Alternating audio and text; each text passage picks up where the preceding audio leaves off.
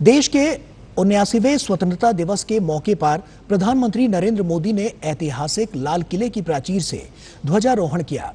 उन्होंने आजादी के नायक राष्ट्रपिता मोहनदास करमचंद गांधी की समाधि स्थल राजघाट पर पहुंचकर उन्हें श्रद्धांजलि दी। प्रधानमंत्री ने देशवासियों को स्वतंत्रता दिवस की शुभकामनाएं दी। प्रधानमंत्री ने देश के दुश्मनों को, खासतौर पर पाकिस्तान समर्थित आतंकवाद पर जोरदार हमला किया।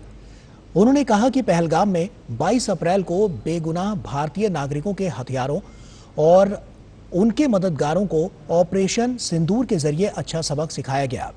उन्होंने कहा कि भारतीय सेनाओं को पूरी छूट थी कि वो अपना लक्ष्य, समय और तरीका चुनें, लेकिन दुश्मनों को नेस्तनाबूद करें। और वहीं उन्होंने आत्मनिर्भरता के इस मिशन को जारी रखने की बात कही।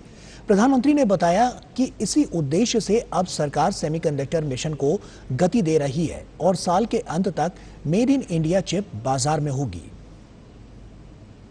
क्रिटिकल मिनरल की बात हो या फिर ऊर्जा जरूरतों के लिए पेट्रोल डीजल का आयात या बात फर्टिलाइजर की जरूरतों को पूरा करने के लिए विदेशों पर निर्भरता, प्रधानमंत्री ने कहा कि देश के युवाओं में सामर्थ्य है। उन्होंने उनसे से ज्यादा तकनीक विकसित करने का आह्वान किया ताकि दूसरे देशों पर निर्भरता को खत्म किया जा सके। साथ ही सरकार भी प्रयासरत है कि देश में ही ऊर्जा जरूरतों के स्रोत तलाशे जाएं। और वहीं अवैध घुसपैठ का भी मुद्दा प्रधानमंत्री ने लाल किले से उठाया। उन्होंने कहा कि ये एक राष्ट्रीय सुरक्षा में सेंध का भी विषय है। ऐसे में उनकी सरकार गंभीरता से इसके निदान पर काम कर रही है।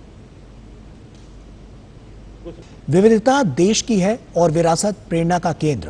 प्रधानमंत्री ने राष्ट्र निर्माण में लगातार सेवा भाव से जुटे राष्ट्रीय स्वयंसेवक संघ की भूमिका की सराहना की। उन्होंने कहा कि बीते 100 साल से ये संगठन राष्ट्र प्रथम के भाव से अनवरत कार्य कर रहा है।